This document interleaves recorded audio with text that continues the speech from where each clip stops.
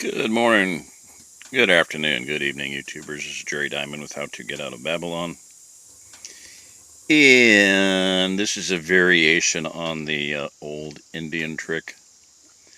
I may go back and redo them, but I just may title it separately. The point of what I tried to make with that was, number one, I'm going to say just about the number one rule of survival and prepping and coming to the Ozark Plateau is think outside the box. Okay, so sometimes to think outside the box, you have to think inside the box. Oh, and I'm going to preface this with a little bit of this evening, first night that it has been what I would consider spring. In fact, my son told me don't worry about not stretching the goat feed because, in other words, I'm stretching the goat feed. Just last week I had to feed them, pretty good because they all have babies. But it's greening. There's buds out. They can start eating tree buds and leaves and stuff. So anyway, tonight was the first night that I came back from doing them, and it was a pleasant, nice evening, and so I sat out by the trailer, watched a little bit of the sunset. It was already dark, and started thinking. Fortunately or unfortunately, my brain turned on, as I say it, talk about it. I started brainstorming. Splitting firewood, that's huge. It's huge. It's huge. I see videos of a couple, we're living off grid, and they're going out and they're with a hatchet and cutting a few pieces of wood that is punky, junky wood, going to produce no heat, and they think they're living off grid. If you want to live off grid, you need to have firewood. If it's cold, if it's not cold, if you're living in Florida or something, that's one thing. Pretty much anywhere in the Ozarks you can be faced with, and this last winter was pretty brutal. If it had not been for Bill putting in the hardwood floor and not having his wood stove running, we would all be hurting really bad. John and I ran out of wood 3 times at least. So I don't really have any wood in. I had one piece I split one of those hollow pieces, a junky one that I showed in the stove the other night. I split one of those in 4 pieces, burned 3 of them, going to put the last one in as a night log and forgot, so I have that in the stove. You can see it flickering in there. So we're coming up to the punchline. Once again, this is a think outside the box, and everything can do another kind of a criteria, a directive, a mantra, a rule of thumb is that everything can serve 2 or more purposes. So what we have going on here is the idea that the fire is just a couple of quarts low. Okay. And it's not, it was pleasant. I was so tired walking back. I was exhausted. I was just looking forward to crawling into bed and going to sleep. I was dragging all day long. I was dragging, tired. Well, the sun goes down. Ding, ding, ding, ding, ding. Time for the watchman to wake up. Oh, man, I hate that. I'll tell you what. I don't hate it, but, like I said, one time about 3:33 a.m., I was standing at the kitchen sink, and why am I always up at night? Why? Because you're a watchman. Okay, got it. Not good for me. Not good for me physically. I've been, for a long period of time, I was trying to get to bed before midnight, and anyway, lately it's 11:34 right now. Probably 11:11 when I started this whole thing. Okay, so went for a walk, and by the time I got back, I sat down again. It wasn't too bad, and then I started getting a little chilly, and I went for a walk. I brainstormed. What I was looking for was a certain configuration of trees where I could do a primitive wood splitting operation, and I found a number of them. And I'll just throw 3 words at you: pivot, power, and point. Pivot, power, and point. The 3 P's of wood splitting. This all came to me tonight. Okay, you have to have a pivot point. You have to have power, and you have to have a point of impact. So generally you have a log, a chunk of wood that your wood sawing, or you have a splitting table, or you have a ram. So pivot is, if you're splitting it by hand, the pivot is your arms. You're providing the pivot, and you're providing the power, and the point of impact is obviously the piece of firewood sitting on something, preferably not, well, anyway, you can do it on the ground. Okay, bunny trail, pivot, power, and point. So I was looking for a certain configuration of trees where the pivot could be like against the bole of a tree, could be a rope, could be cable, could be axle from a kid's toy, just something that through a hole of a piece of wood that would allow the wood to go up and down. Power, like I was talking about before, could be bungee cords, what do you call it, surgical tubing. And don't sell that stuff short. If you've ever been to a mall where they have, or a fair where they have, my son did it, David, they rope you into a harness, and you're on a trampoline.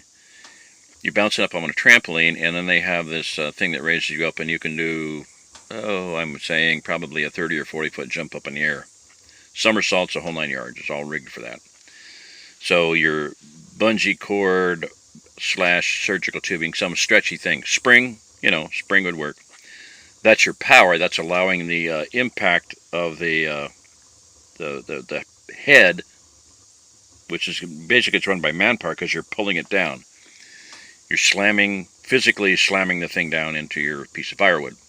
So anyway, pivot, power, point. So you see, you got a pivot point against a tree. You got the power is your human power, but there's also the power of the stretching stuff going up and down. So I was looking for 2 trees where I could rig a cable or a wire or a rope or a shaft or an axle between the trees for the thing to, go up and down on. Or the better than that was the the bungee cord stuff. So anyway, I'll go into that later. I'm not, it's all in my head. I've never designed anything that didn't work, so I'm still working out bugs and details. But several things came to me, different ways to do it, so that's pretty cool. Okay, so back to thinking outside the box. And sometimes to think outside the box, you have to think inside the box. And this is also, I kid you not, I have one piece of wood in here, and so my friend Bill, who, like I said, built a full scribe fit Swedish log cabin in Alaska while it was 50 below zero. And they moved in on a Christmas Eve, or they finished it on Christmas Eve, and took 2 weeks to melt the ice off of the inside of the walls with the 55-gallon drum barrel stove going full blast for 2 weeks. Ice off of walls. Before that, they were living in a tent. People do this for fun, Instead of a Egyptian cotton tent in Minnesota, so that your tent weighs 17 pounds instead of 60 pounds. You put it on a dog sled, go off in the wilderness at 40 below zero, have a nice wood stove, and call that fun. Okay, takes all kinds. So anyway, Bill had given me this idea. I don't know who made this, but man, bless him. It's made from cattle wire. Yeah, you people that have a short attention span, oh well. You can see where it's ground off a little bit there. I always assumed my son made it, and I'll bet you he did, and he just forgot, because it's my poker. But I've had a hard time finding it, so I wanted to do something to make the handle stand out, so I wrapped it at a tapered. I just started doing it just to, look at those diamonds. Okay, so get that to use the door. Okay, so here is the old Indian trick, and the idea was given to me by Bill. He said, hey, just stick the weed burner in the stove and light it up. So I've got some bagels and cooking on the pan there. See, this is my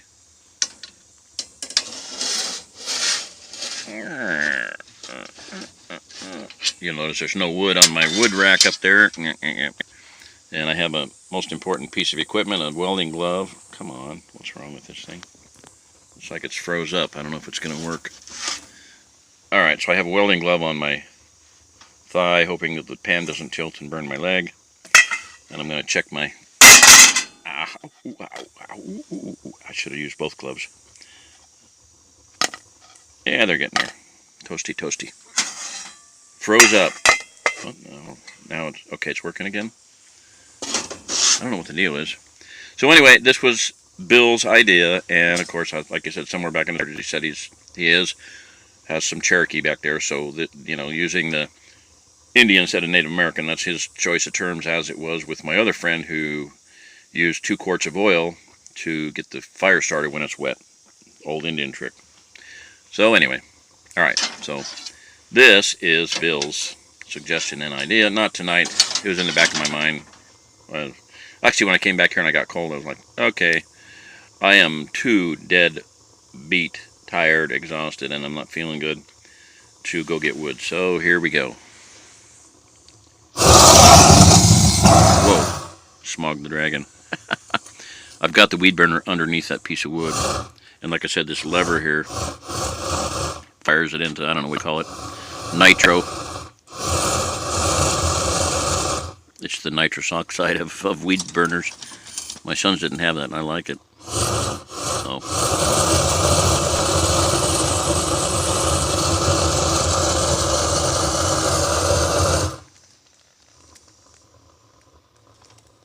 I could have that thing over more, and the flame would be under it. So anyway, another old Indian trick from an Indian, theoretically. In Alaska. Yeah, I'm not in Alaska, but I don't care. I want to eat and go to bed. All right. This is Jerry Diamond. If you're listening to this, you are the remnant. I got to try to get a good thumbnail of that. I can't pause it because I'm actually doing this on YouTube. I would really like to have that burning better.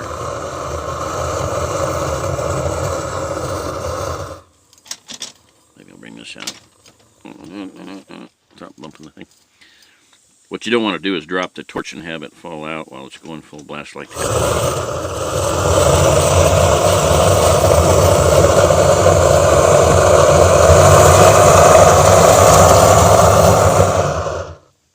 Whoa. Crazy. Froze up. Okay, I'm going to call it good. Yep. There it goes. Maybe? Yeah.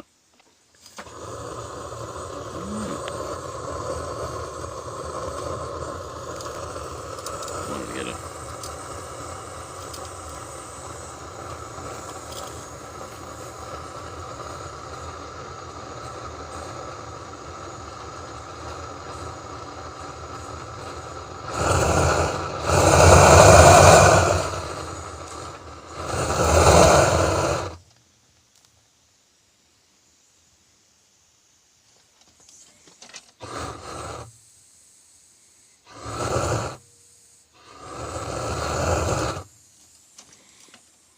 Alright, that's it. Good night. Yahweh bless. Pray for me. My left leg is hurting, and I haven't even looked at it yet. I've had 3 attacks of cellulitis, which is not good at all. So I'm hoping that's not what it is. I think I hit it with a piece of firewood, and I'm hoping that's what it is. Anyway, praying for me. Bye-bye. Good night. This is Jerry Diamond. You're the remnant. If you're listening to me, I hope this takes. This thing is just skipping all over the place. I don't understand it. Oh, reception. I should have done a plain video. Yep, should have done a plain video. You know, just on my camera, because it's probably that's mess it up because of not good reception. All right. Good night.